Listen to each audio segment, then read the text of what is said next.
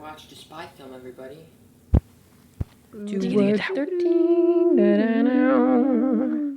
I don't know how to count. I'm just making this song up. It's probably about a bat. Or maybe it's about a dog. So, The Spy Next Door. I remember watching this movie as a child from Redbox.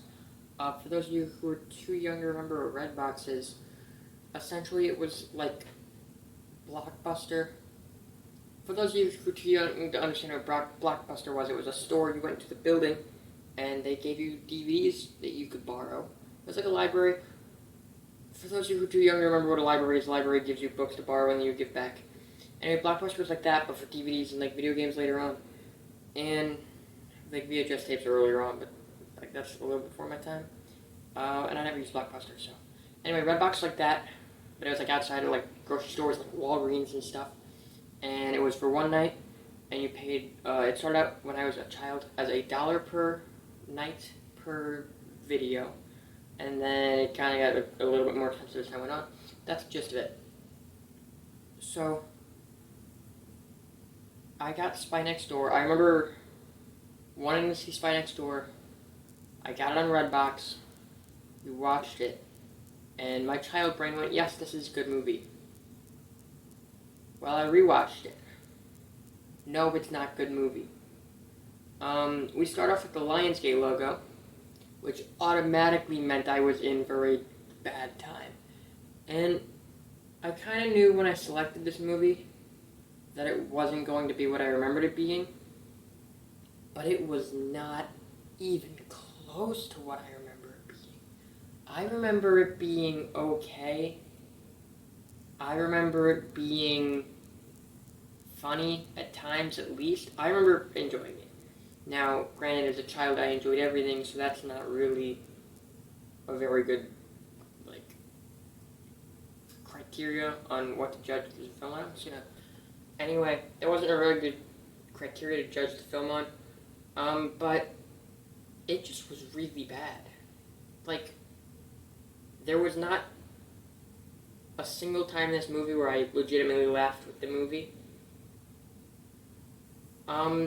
It's not, like, clever or creative. Like, I personally love the Mission Impossible movies because there's always an actual sense of tension, a sense of, even though you know Tom Cruise is going to win, whoever the villain in this one is going to lose, there's still like a tension, you know, it always comes down to the wire, and it's fun, and there's great action. Granted, this is a child's film made by Lionsgate, so I wasn't expecting a Mission Impossible level story. But basically the premise of this movie is Jackie Chan is playing a guy named Bob Hope, who was a Chinese government official who got loaned to the CIA and then retired so he could marry Girl. And Girl has 3 kids. Well, 2 kids, and then, like, she just kind of... The third kid's just kind of around. She's not the mother of the third kid.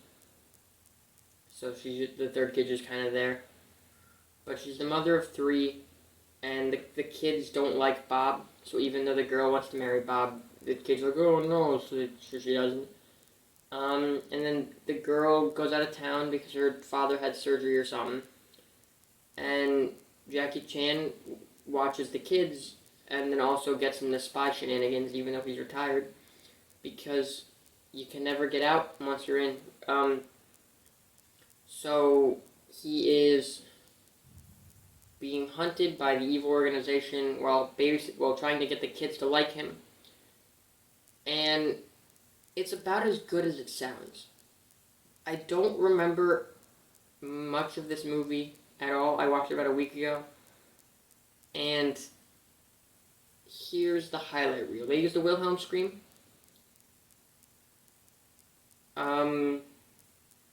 That's it. The most memorable part of this movie for me was there's a scene where like they go to a Chinese restaurant and while Jackie Chan, Bob Hope goes and like talks to some other dude, the kids start talking to this kid who seems to be around the age of the older girl. And I understand that like actors are all playing like 10 years older than what they are, so maybe that's part of it. But like he doesn't look that much older than like the 13-year-old girl or whatever. And and Jackie Chan comes up to this guy who I guess is supposed to be a college student and goes, two words, 13. I paused the movie and just died of laughter. Um, for a few reasons. A, he doesn't look that much older than her. B, 13 is not two words. I understand this character, similarly to Jackie Chan, is learning English. You know, he's not from the nation, and he doesn't have a full grasp on the language yet. But that is the dumbest line a movie has ever written. If you can find me a line that is dumber than two words, 13, I will give you the gold medal of stupidity.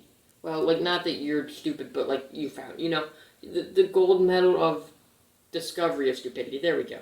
I'll give you that. But this movie was just so inherently stupid all the way through.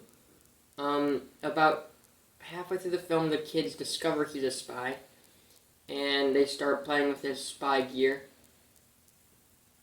And the spy gear is like a belt that turns into a stiff belt.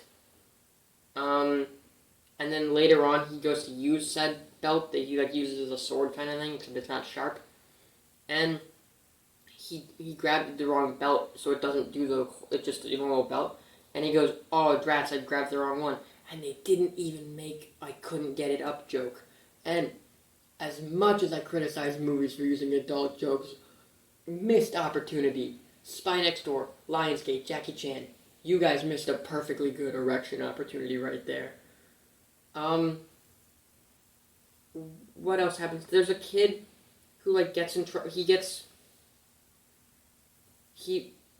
When they go to Jackie Chan's house before they start getting like babysit or whatever, he finds a file on the computer which is like the spy file that like, you know, he needs to look at to encrypt or whatever. I don't know.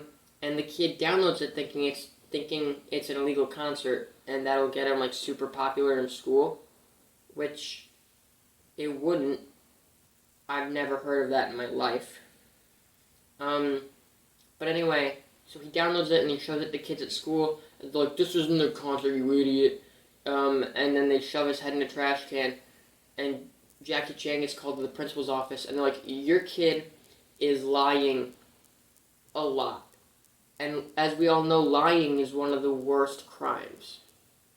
So the kid gets in equal amounts of trouble as the two bullies who shoved his head in a trash can, because it's not the first time he's lied about something. And it's like, what? I think they even mentioned, and maybe I'm wrong here and I'm not going back to fact check this, I think they even mentioned that like he gets suspended at one point for lying. And it's like, I have told so many lies when I was in school about like just anything and everything, to teachers, to other students. And not once did they say, "You're lying to me, go to the principal's office.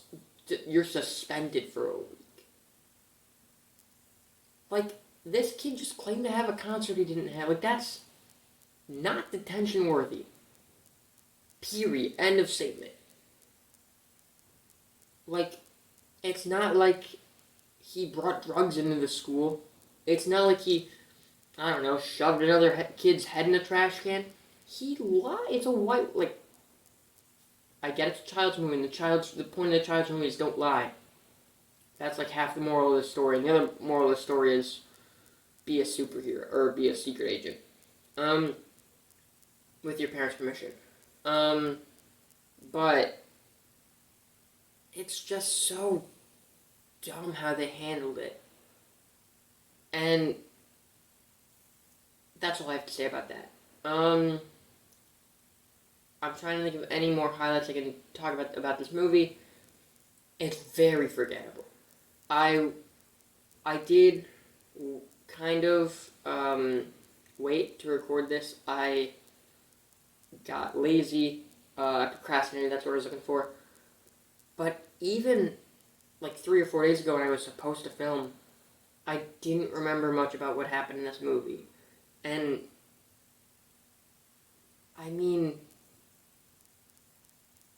it's not worth watching. I It's free if you have Peacock. I watched it on Peacock. Peacock, for you who don't know, is NBC's streaming service. It's free with ads. Well, some stuff on there is free with ads, and then like you just need to make an account. It's free, and there's like a premium account or whatever that you pay for, but I don't pay for it. I just use the free one. And A, I recommend Peacock. It's a pretty good free service at least. And B, I watched it on there, and you could too, but don't. I don't remember the exact Rotten Tomato score, but it said it on Peacock, or I looked it up or something, and it was like 12 or 13, and I went, that's probably a bit too low. That's very accurate. So let's get in the review podium. For humor, this movie gets a 0, because not a single joke in this movie made me laugh. Well, and if it did, I don't remember. Unless, of course, 2 words 13 was supposed to be a joke, which I still don't think it was. I think it was just bad writing. But either way, 0 out of 5. For action, because as we all know, this, at the end of the day, is a spy film. Yes, it's a child's film, so it's not going to have intense graphic action sequences.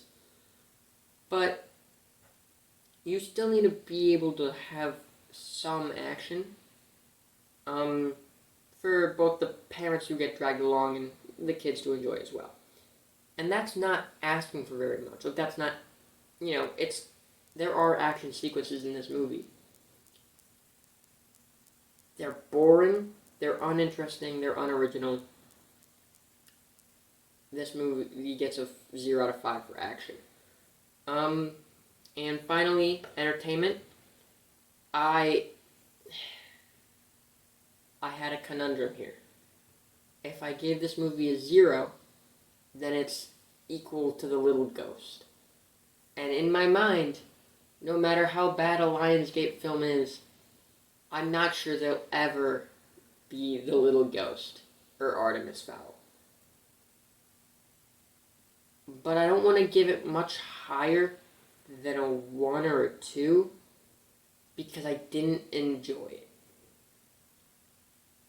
So I give it a 1 star, because although 18-year-old me found no pleasure in watching The Spy Next Door, little three-year-old, or what, this is 2010, 2012, so I would have been like 10 or 8 or 10 or something like that,